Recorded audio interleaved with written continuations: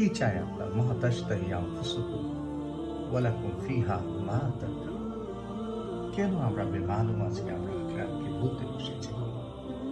কিসের আশায়? যে রব, যে স্রষ্টা আমার জন্য জান্নাতে এত কিছু ব্যবস্থা করে রেখেছে,